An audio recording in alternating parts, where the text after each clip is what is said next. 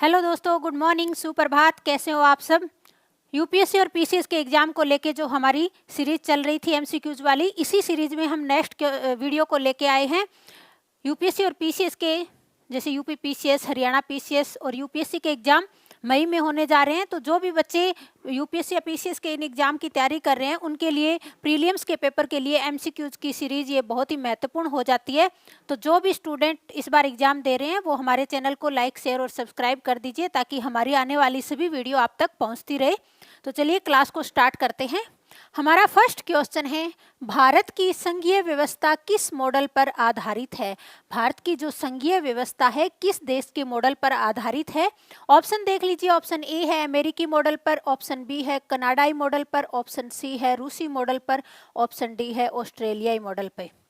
भारत की संघीय व्यवस्था किस मॉडल पर आधारित है। सही आंसर क्या हो जाएगा? तो इसका सही आंसर हो जाएगा कनाडाई मॉडल पर। एक सशक्त केंद्र को देखते हुए भारत की जो संघीय व्यवस्था है किस मॉडल पर अपनाई गई है, कनाडाई मॉडल पर इसे अपनाया गया है। तो इसका सही आंसर हो जाएगा ऑप्शन नंबर बी, यानी कनाडाई मॉडल पर भारत की संघीय व्यवस्था आधारित है। नेक्स्ट हमारा क्वेश्चन है, प्रतिवर्ष विश्व हेपेटाइटिस दिवस कब मनाया जाता है। प्रतिवर्ष विश्व हेपेटाइटिस दिवस कब मनाया जाता है। ऑप्शन देख लीजिए। 22 जुलाई को, ऑप्शन बी है 27 जुलाई को, ऑप्शन सी है 28 जुलाई को, या ऑप्शन डी 29 जुलाई को। विश्व हेपेटाइटिस दिवस कब मनाया जाता है। हिपेट, हिपेट का क्या अर्थ होता है? हिपेट का अर्थ होता है लीवर यानी यकृत। हिपेट का क्या अर्थ होता है? लीवर यानी यकृत। और आइटिस का मतलब होता है सूजन। इस प्रकार हेपेटाइटिस किस रोग से संबंधित है? लीवर की सूजन से संबंधित है। जब लीवर में सूजन आ जाती है तो उसे हम क्या कहेंगे? हेपेटाइटिस। और प्रतिवर्ष विश्व हेपेटाइटिस दिवस कब मनाया जाता है? तो ये मनाया जाता है 28 जुलाई को। कब मनाया जाता है? 28 जुलाई को। और इस बार जो है विश्व हेपेटाइटिस दिवस की थीम क्या है? Bringing hepatitis care, bringing hepatitis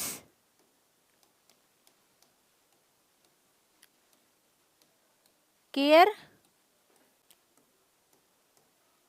closure to the youth.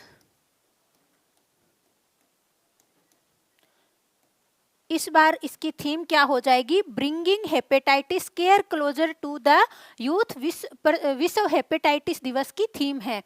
और विश्व हेपेटाइटिस दिवस मनाया जाता है 28 जुलाई को। 29 जुलाई को क्या मनाया जाता है? विश्व बाघ दिवस। क्या मनाया जाता है? विश्व बाघ दिवस। और 28 जुलाई को मनाया जाता है विश्व हेपेटाइटिस दिवस।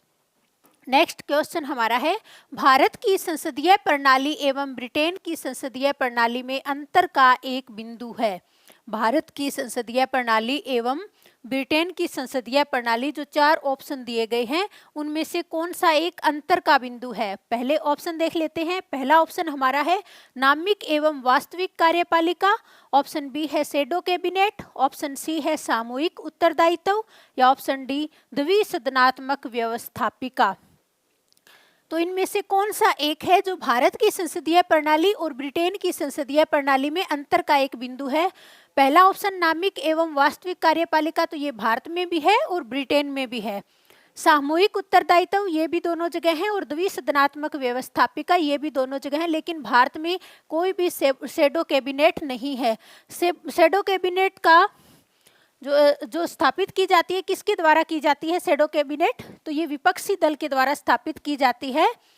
सत्तारूढ़ दल पे नियंत्रण स्थापित करने के लिए विपक्षी दल के द्वारा ब्रिटेन में शैडो कैबिनेट या छाया कैबिनेट जो है स्थापित की जाती है। तो शैडो कैबिनेट इसका सही आंसर हो जाएगा ऑप्शन नंबर बी, यानी भारत की संसदीय प्रणाली एवं ब्रिटेन की संसदीय प्रणाली में शैडो कैबिनेट अंतर का एक बिंदु है। बाकी तीनों जो ऑप्शन है वो दोनों ही जगह है। नामिक एवं वास्तविक कार्यपालिका भारत में भी है और ब्रिटेन में भी है। सामूहिक उत्तरदायित्व, जो मंत्रिमंडल है वो सामूहिक रूप से लोकसभा के प्रति उत्तरदायी होगा। नेक्स्ट क्वेश्चन देख लेते हैं, भारत की पहली स्वायत्त नेविगेशन सुविधा तिहान कहाँ से शुरू की गई थी? भारत की पहली स्वायत्त नेविगेशन सुविधा। क्वेश्चन किसी भी तरह से बन सकता है कि तिहान क्या है, तो तिहान क्या है?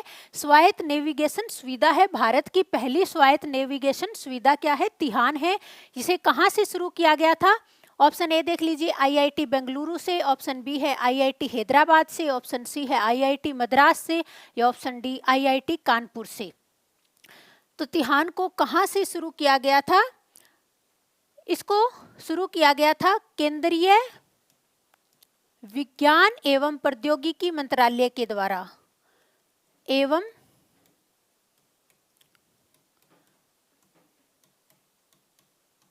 प्रौद्योगिकी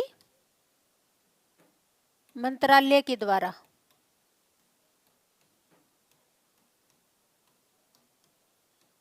किसके द्वारा शुरू किया गया था? केंद्रीय विज्ञान एवं प्रौद्योगिकी मंत्रालय के द्वारा आईआईटी हैदराबाद से तिहान भारत की पहली स्वायत्त नेविगेशन सुविधा को शुरू किया गया था, आईआईटी हैदराबाद से केंद्रीय विज्ञान एवं प्रौद्योगिकी मंत्रालय के द्वारा। ऑप्शन नंबर बी इसका सही आंसर हो जाएगा।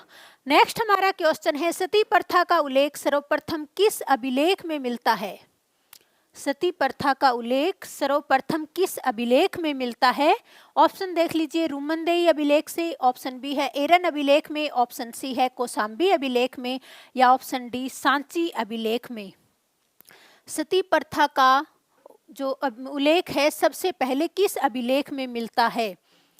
ऑप्शन देख के आप आंसर दीजिए, कौन से अभिलेख से मिलता है? सबसे पहले दिया गया है रुमनदेई अभिलेख। ये कहाँ पे है? नेपाल में, नेपाल के लुम्बिनी में, जहां पे महात्मा बुद्ध का जन्म हुआ था। और ये एक अशोक स्तंभ भी है। क्या है? अशोक स्तंभ। रुमनदेई अभिलेख। दूसरा एरन अभिलेख, ये कहाँ पे है? एमपी यानी मध्य प्रदेश में। किसके समय का है? तो ये हो जाएगा भानुगुप्त के समय का। किसके समय का? भानुगुप्त के समय का। और इस अभिलेख से हमें सती प्रथा का उल्लेख मिलता है। कौन से अभिलेख से? एरन अभिलेख से। कौशाम्बी अभिलेख, इसे क्या कहा जाता है? रानी अभिलेख भी कहा जाता है। क्यों? क्योंकि इसे अशोक की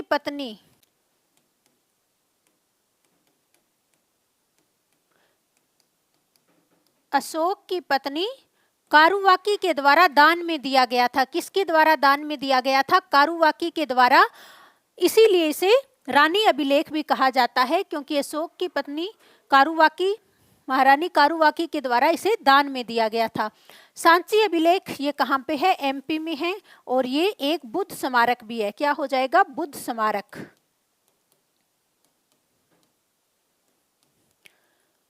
सती प्रथा का सर्वप्रथम उल्लेख किस अभिलेख में मिलता है? तो ये मिलता है एरन अभिलेख में, मध्य प्रदेश में। एरन अभिलेख में किसके टाइम का है? भानुगुप्त के समय का है। और सती प्रथा पर रोक किसके द्वारा लगाई गई थी? विलियम बेंटिक के द्वारा। भारत के प्रथम गवर्नर जनरल विलियम बेंटिक के द्वारा राजा राम मोहन राय के विरोध करने पर विलियम बेंटिक ने सती प्रथा पर रोक लगा दी थी। विलियम बेंटिक भारत के प्रथम गवर्नर जनरल थे जिनके द्वारा सती प्रथा पर रोक लगाई गई थी। और सती प्रथा का उल्लेख हमें मध्य प्रदेश के एरन अभिलेख से मिलता है, जो भानुगुप्त के समय का है। नेक्स्ट क्वेश्चन देख लेते हैं।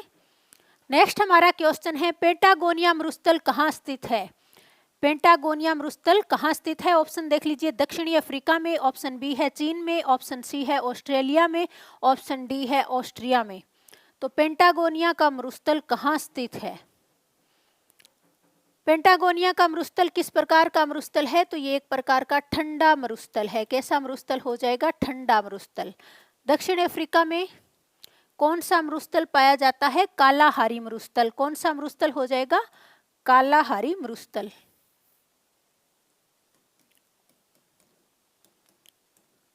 चीन में गोबी मरुस्थल, चीन और मंगोलिया दोनों में पाया जाता है। कौन सा मरुस्थल है? गोबी मरुस्थल। उसके बाद ऑस्ट्रेलिया में सेंट ग्रेट विक्टोरिया,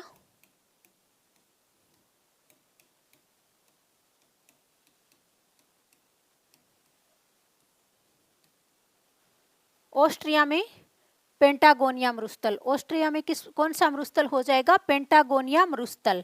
तो इसका ऑप्शन नंबर डी इसका सही आंसर हो जाएगा। दक्षिण अफ्रीका में कालाहारी मरुस्थल, चीन में गोबी मरुस्थल, ऑस्ट्रेलिया में सेंट विक्टोरिया मरुस्थल, इसके साथ साथ द ग्रेट सैंडी रेगिस्तान, गिब्सन और सिप्सन मरुस्थल ऑस्ट्रेलिया में पाए जाते हैं। और ऑस्ट्रिया में कौन सा मरुस्थल पाया जाता है? पेंटागोनिया मरुस्थल, और ये एक ठंडा मरुस्थल है। तो ऑप्शन नंबर डी इसका सही आंसर हो जाएगा। नेक्स्ट हमारा क्वेश्चन है, राष्ट्रीय आपातकाल के दौरान संसद द्वारा राज्य सूची के किसी विषय पर बनाया गया कानून आपातकाल के समाप्त होने के कब तक प्रभावी रहता है? यानी जब आपातकाल लगा हो, जैसे 3 तरह की सूचियां हैं, एक होती है संघ सूची, दूसरी आपकी हो जाएगी राज्य सूची, और तीसरी आपकी हो जाती है समवर्ती सूची। संघ सूची के जो विषय होते हैं उन पे कानून बनाने का अधिकार किसको होता है? केंद्र को होगा।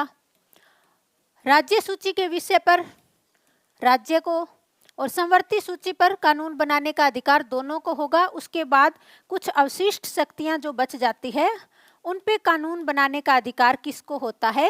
अवशिष्ट शक्तियां जो बचती है उन पे कानून बनाने का अधिकार होगा केंद्र को। क्वेश्चन हमारे से पूछा गया है कि राष्ट्रीय आपातकाल के दौरान संसद द्वारा राज्य सूची के किसी विषय पर बनाया गया कानून आपातकाल के समाप्त होने के कब तक प्रभावी रहता है? यानी राज्य सूची के विषय पे वैसे कानून कौन बना रहा है? राज्य है। लेकिन जिस टाइम आपातकाल लगा है, राष्ट्रीय आपातकाल या फिर राष्ट्रपति शासन जिस राज्य में लगा है, तो उस टाइम क्या होता है? संसद उस राज्य सूची के विषय पर कानून बनाती है। तो क्या आपातकाल समाप्त होने के बाद कितने समय तक, आपातकाल के टाइम मान लीजिए किसी राज्य का कोई भी, राज्य से संबंधित कोई भी कानून बनाया गया है, लेकिन आपातकाल समाप्त होने के पश्चात वो कानून कितने समय तक लागू रहेगा? 1 वर्ष तक, 6 माह तक, तुरंत समाप्त हो जाता है, या सदैव बना रहता है? तो संसद अगर किसी राज्य सूची के विषय पर कानून बनाती है तो वो आपातकाल समाप्त होने के 6 माह पश्चात स्वतः ही समाप्त हो जाता है। कब समाप्त हो जाता है? 6 माह पश्चात। 6 माह तक वो लागू रहता है। ऑप्शन नंबर बी इसका सही आंसर हो जाएगा। नेक्स्ट क्वेश्चन आपका है, टेराकोटा का जीआई टैग किस राज्य को दिया गया? टेराकोटा का जीआई टैग किस राज्य को दिया गया? ऑप्शन देख लीजिए, गोरखपुर को, ऑप्शन बी है अहमदाबाद को, ऑप्शन सी है वाराणसी को, या ऑप्शन डी दुर्गापुर को। तो किस जिले को दिया गया था? जीआई टैग कितने वर्षों के लिए दिया जाता है? तो जीआई टैग आपका दिया जाता है 10 वर्षों के लिए। कितने वर्षों के लिए? 10 वर्षों के लिए। 1991 के एक्ट के द्वारा, और ये लागू कब हुआ था एक्ट? 2003 में। उसके बाद 2003 में लागू हुआ, और उसके बाद 2004 में सबसे पहले दार्जिलिंग की चाय को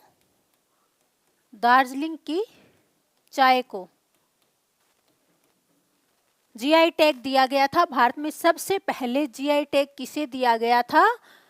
दार्जिलिंग की चाय को 2004 में, 1991 के एक्ट के द्वारा 2003 में ये जीआई टैग जो है लागू हुए थे, और 2004 में सबसे पहले दार्जिलिंग की चाय को दिया गया था। और टेराकोटा का जीआई टैग दिया गया है गोरखपुर को। किसको? गोरखपुर को टेराकोटा का जीआई टैग। नेक्स्ट क्वेश्चन हम देख लेते हैं, निम्नलिखित में से कौन सा एक युग्म सही सुमेलित नहीं है? कौन सा एक युग्म सही सुमेलित नहीं है? एक ऑप्शन ए देख लीजिए, राष्ट्रपति की वीटो शक्ति। तो कौन से अनुच्छेद में? अनुच्छेद 111 में राष्ट्रपति का कार्यकाल, अनुच्छेद 60 में राष्ट्रपति पर महाभियोग, अनुच्छेद 61 और राष्ट्रपति पद पर पुनर्चुनाव के लिए अर्हता, अनुच्छेद 57। तो कौन सा इसमें सुमेलित नहीं है? आप इस चीज का अच्छे से ध्यान रखेंगे, कौन सा सही है, कौन सा सही नहीं है, कौन सा सत्य है, असत्य है, इन चीजों का अच्छे से ध्यान रखेंगे, क्योंकि बहुत सारे बच्चे इस वजह से क्वेश्चन को गलत कर देते हैं। तो पहला ऑप्शन देख लेते हैं, राष्ट्रपति की वीटो शक्ति अनुच्छेद 111 में एकदम सही है। दूसरा, राष्ट्रपति का कार्यकाल अनुच्छेद 60 में, ये गलत हो जाएगा। अनुच्छेद 60 में क्या दिया गया है? शपथ ग्रहण। अनुच्छेद 60 में शपथ ग्रहण। और अनुच्छेद, राष्ट्रपति का कार्यकाल कौन से अनुच्छेद में? फटाफट कमेंट करके बताइए। राष्ट्रपति पर महाभियोग अनुच्छेद 61 में। राष्ट्रपति पद पर पुनर्चुनाव के लिए अर्हता अनुच्छेद 57 में।